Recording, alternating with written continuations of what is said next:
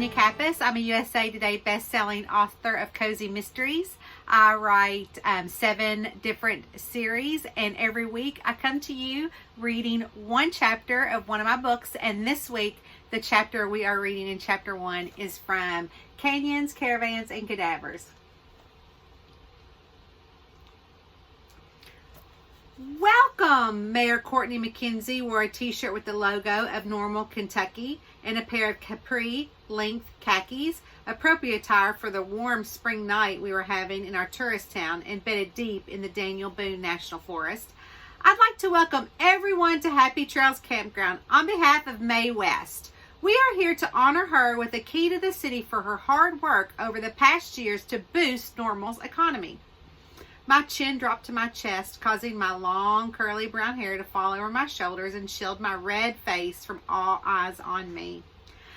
I know that we usually have these at our Tuesday Chamber of Commerce meetings, but I wanted to host this ceremony here at the campground since not all of our local town folks have had a chance to visit Happy Trails since it was renovated. The mayor was doing a great job talking up the campground that I had spent a lot of time and money fixing up and modernizing in the short time I'd owned it. Mae has opened up a few campers for your viewing pleasure and to show you that Happy Trails isn't just a campground anymore, but a glamp ground. The mayor laughed at her own joke. Get it? Glamour and campground mashed up? She shrugged and moved side to side before continuing. Mae has taken your basic mini campers and RVs and transformed them into a very glamorous experience, whether or not you like hiking and camping. Hank Sharp put his arm around my shoulder, resting it on the back of the chair. He leaned over and whispered, "You should be enjoying this." I lifted my chin and looked at him. He smiled. His beautiful bright teeth were perfect, and so were his green eyes. I couldn't stop smiling back at him. He curled his hand around my arm, tightening his arm around me and squeezing me to him.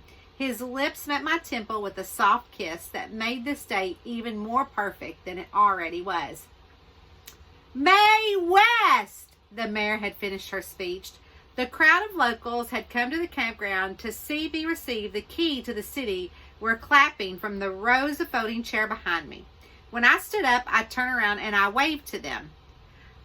I took in the lake behind us and all the campers and the manicured lots the campers sat on that were situated around the lake.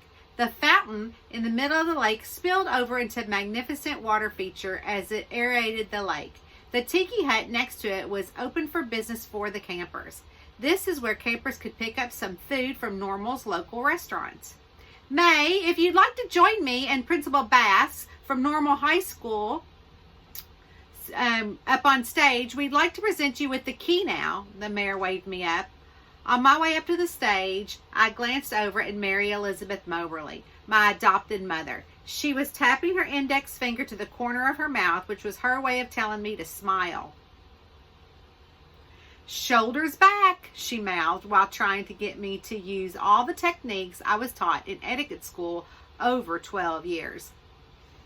Mae West! The mayor put her hand out toward me like I was a prize on the Price is Right show. "Mae," she said my name again when I stood next to her. "Principal Bass is here not only to help me honor you with the key to the city, but is also invited you to teach a 6-week class in economics students about the economics of small town and how small businesses can bring so much to small rural towns like Normal." I'm honored. I looked back and forth between them. "But I don't have a teaching degree." "That's okay." Principal Donald Bass stepped up to the microphone and handed me the diploma. It was something they gave to all the people who received the key to the city, even though I didn't graduate from there. "As principal of Normal High School, we are giving you an honorary diploma. We are truly grateful for your knowledge and business sense that you've brought to our town. It gives our children encouragement today that will bring changes to Normal's tomorrow." I stood there in shock, and it must have shown on my face because Mary Elizabeth Moberly got my attention by clearing her throat. I looked at her, and she used her hand to gesture to me to shut my gaping mouth. "On behalf of the citizens of Normal, I'd like to honor you with this key to the city." The mayor handed me a wooden plaque with a small golden key fastened to it. A small gold plate was inscribed with my name, the date, and the name of our town. I faced the crowd and smiled as I looked out at the applauding people that I had come to know and love since coming to Normal. There were a few faces I didn't recognize, but based on where they were sitting, they had to be teachers from the high school. I was grateful they had come out to the campground to see me receive this honor. Thank you, I spoke into the microphone once the applaud had died down. There were so many people I'd like to thank. This wouldn't have been possible if Normal shop owners hadn't taken a chance on me and donated goods to the campground for me to promote their shops. I named off the key people who took a chance on me when they absolutely had no reason to trust me. In fact, they had all been a reason to want to run me out of town when I drove my rundown RV across the town limits. Today I could look each one of them in the eye, people who didn't want to trust me, and stand proud of what I had accomplished. Of course, the ceremony wasn't quite as simple as I'd made it out to be. Mayor McKenzie had agreed to hold the ceremony at the campground and not the courthouse under one condition. This was how she got elected, by wheeling and dealing, plain nice.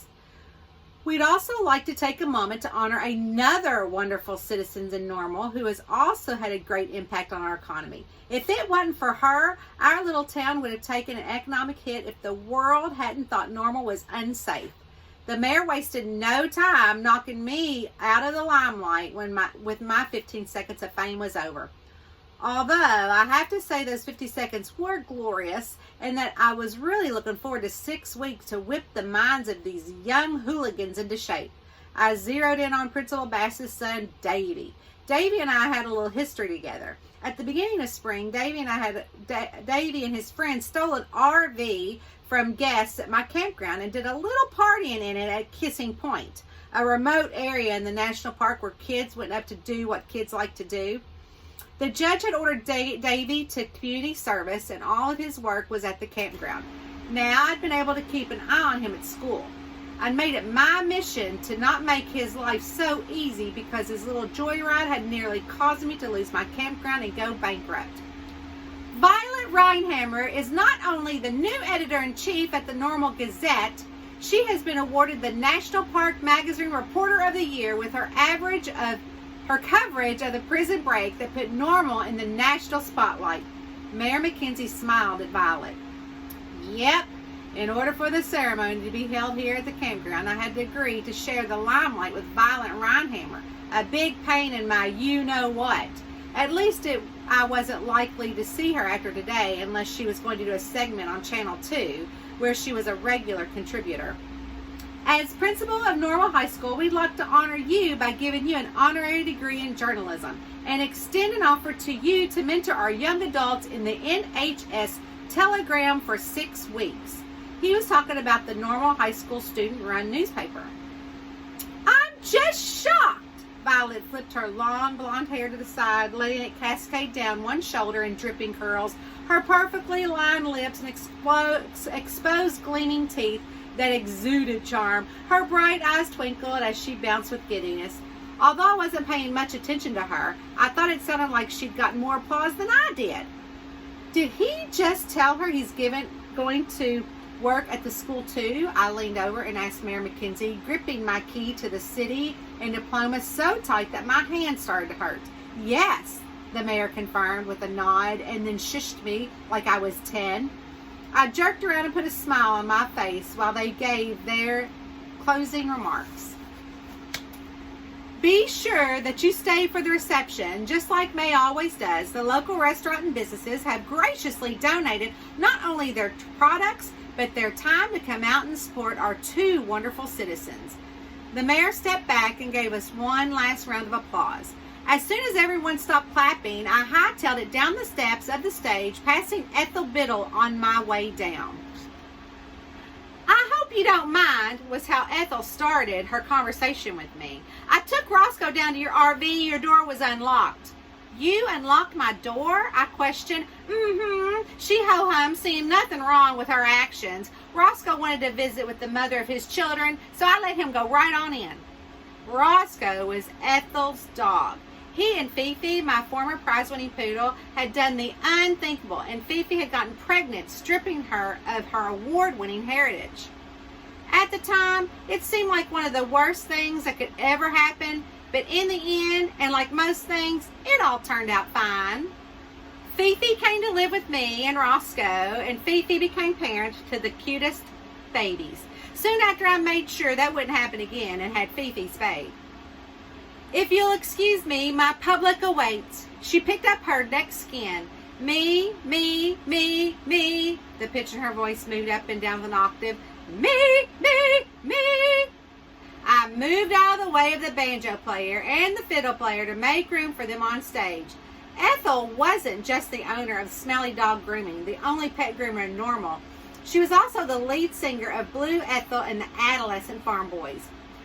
They were actually pretty good, and everyone who stayed at the campground loved them, so it had been a no-brainer to book them for my monthly theme party I had at the campground. Since we were celebrating me and Violet's honor, I had decided to hold the monthly party today.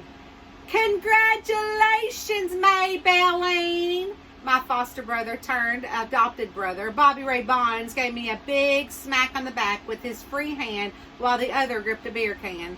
Can you believe it? From foster care to the key to the city. You sure have done well for yourself. Thank you, Bobby Ray. I noticed his thinning hair covered by his ball cap and that he was still wearing his greasy mechanic overalls. Just getting off work? I asked. There were small clusters of folks gathered around, eating and drinking. In the campground, I could hear the band plucking on their instruments to get in tune. Yep, didn't have time to change. He gestured down to the far side of the lake where I had a small bungalows for rent, those that didn't like to stay in campers. I went home to change, but someone was parked in my spot. I figured it was a guest, but come to find out it's the archery feller from the school. Bobby Ray looked down at me from underneath his brows, looking for an explanation as to why the high school economics teacher, who was also the coach of the rifle and archery club, wasn't living at home with his wife.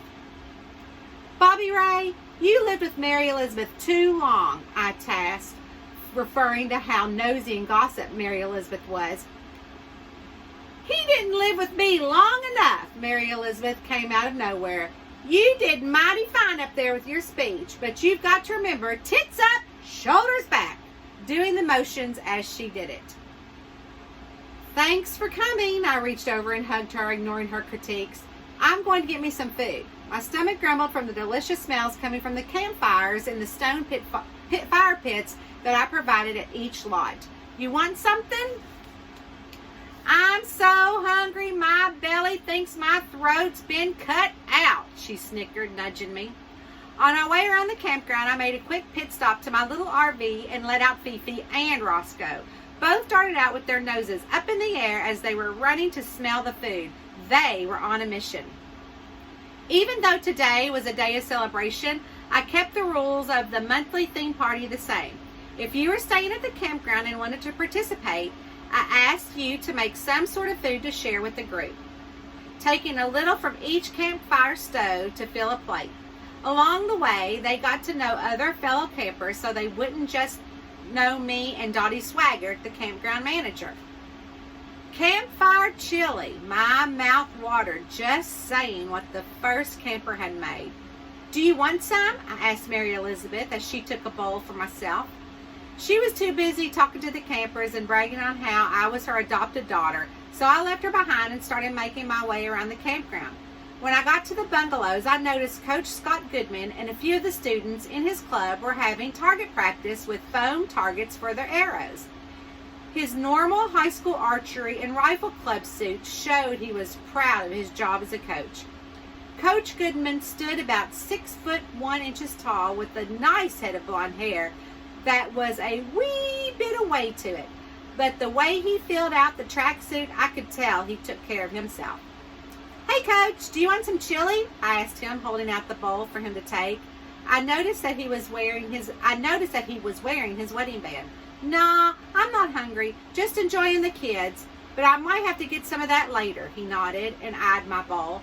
I guess we'll be working together for a few weeks, he congratulated me. He folded his muscular arms across his chest and stood with his legs spread in a stance. I'm excited. I've got a few ideas. Maybe I can run those by you later. I watched as one of the kids drew her bow back. She used a steady hand and carefully looked down the arrow at the target. Then she let go. The arrow whizzed through the air with the ease, hitting dead center of the target. She's one of the best. He shook his head. We got a good chance for a scholarship here. Is that right? A deep voice came from behind us. Ken Patterson. He stuck his hand out for me to shake. My son is Sam Patterson. He's the one who should be getting the scholarship. Mr. Patterson, I'm not going to talk to you about Sam's future outside of school. I'm more than happy to talk to you with Elaine Russell present, but not here, Scott said sternly, very clear about where he stood. You've not heard the last of me, Goodman, Ken warned him before stalking off. I can never escape the classroom, Scott sighed, staring Ken down as he walked away. Some parents think their kids deserve the world when they don't. He leaned in a little closer. Between me and you, I'm not planning on being around here long enough to care what happens to Sam. May! Skillet brownies! Mary Elizabeth bounced on her toes in delight and pointed to another camper's delicious treat over the fire pit. Vigorously, she waved me over. I guess you must love brownies, Scott smiled, trying to put a good front. But I knew it was a cover for something deeper going on in his life. I knew because I'd done that for a long time myself. If you need anything while you're renting the camper, let me know. I pointed to the small white travel trailer that had been converted into a single camper. I made it cozy by upgrading the kitchen and installing gas heaters in each room for really cold nights. The living room had a large leather couch, a reading chair, and a fireplace, and a TV from the 1980s. This particular trailer had also been an indoor and outdoor shower, beautiful antique door, and heavy vintage flannel blankets and bearskin for staying super cozy. From looks of it, Scott Goodman felt right at home. And for future reference, I pointed to the car pad that went with Bobby Ray's bungalow. That's for the bungalow. You can park on the other side of the camper.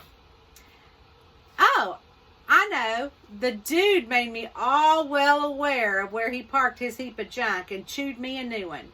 The nice side of him had suddenly disappeared. Well, that's my brother, and he works hard. It's his parking spot, and thanks for listening. I didn't need to say much more. As nice as I thought Scott might be, there did seem to be a dark side to him that I didn't plan to get to know. I'm going to get my brownie now. Looking forward to hearing your ideas, he said before he went back to the students. Who was that? Mary Elizabeth asked. He's the economics teacher that I'm going to be working with. I left out the part about deciding that if I wouldn't make a snap judgment about my new renter, because you never knew what Mary Elizabeth was going to say. Mary Elizabeth and I stepped aside as a red convertible Mustang came around the lake, going faster than the 15 miles per hour posted speed limit. Slow down! There's kids around here! Mary Elizabeth yelled and lifted her fist in the air. Who is that? I have no idea. Must be a local, I shrugged, happy to see nobody was hurt on the Mustang's way out of the campground. I spent the rest of the evening thanking people for coming, who then congratulated me on the key to the city. As much as I didn't want the evening to end, it was still a work night for everyone, and I was planning to go to school tomorrow to plan my 6 weeks of teaching. Are you sure you don't mind watching the campground for 6 straight weeks? I asked Dottie as we were stacking the folding chairs after the party had died down. The smell of barbecue drifted in the air past my nose, making my stomach growl. The sun had set long ago, and the moon was high in the night sky, but there was a few campfires still glowing in the darkness. I eyeballed the one with the barbecue and decided to grab a plate and take some down to Scott, since I'd not seen him since I'd stopped by there to tell him about the parking spot.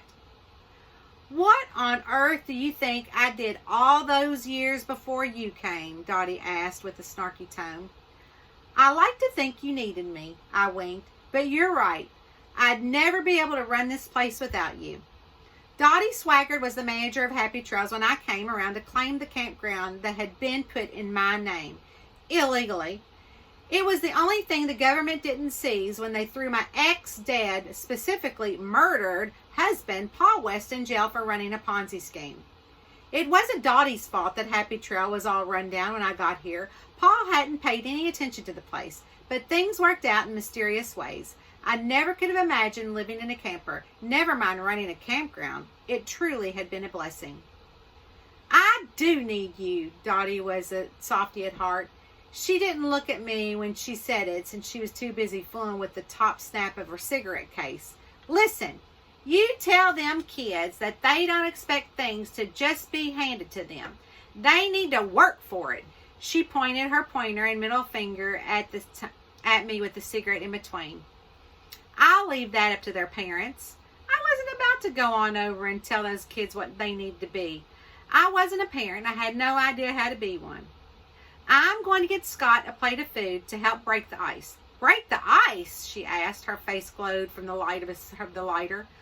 Bobby Ray had a fit when he came home and found Scott's car parked in his spot. I had to tell Scott that, and he was fine, but I did feel some tension, or maybe it was the tension of the father who confronted Scott, but I kept that thought to myself.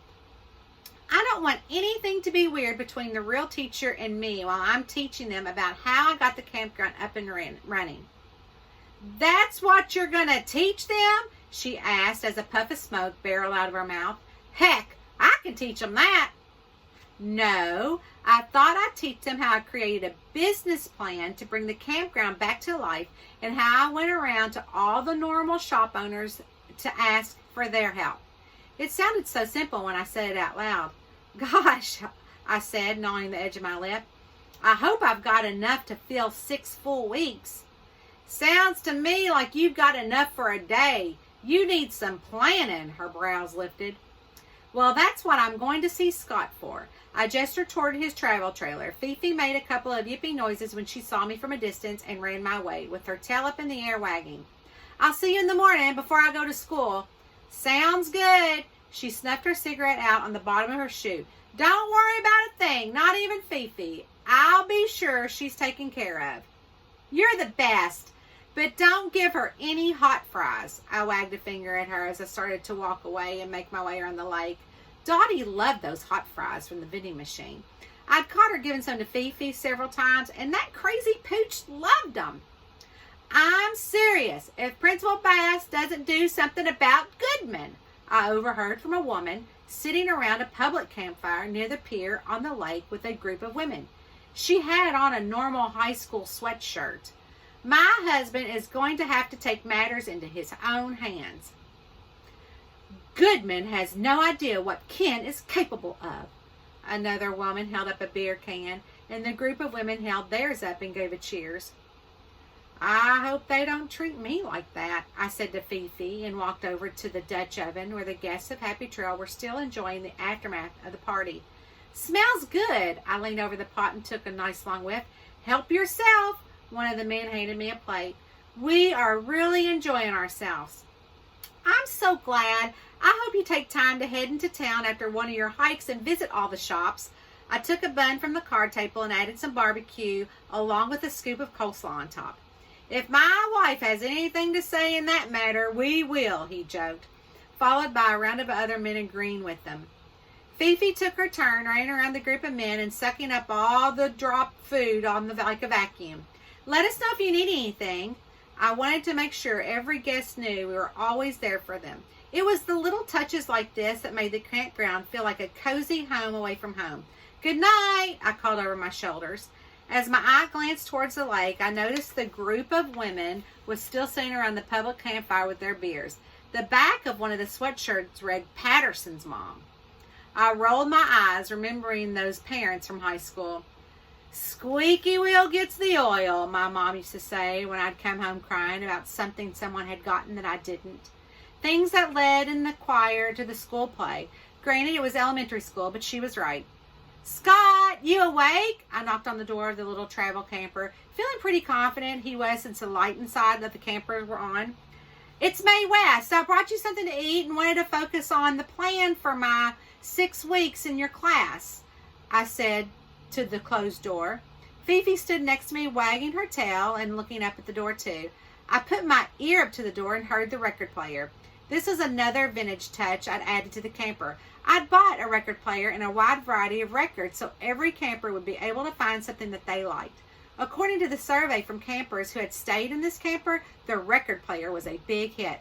Scott, I knocked a little louder so he would hear me over the music. The door opened slightly, and Fifi, she pushed her way on in.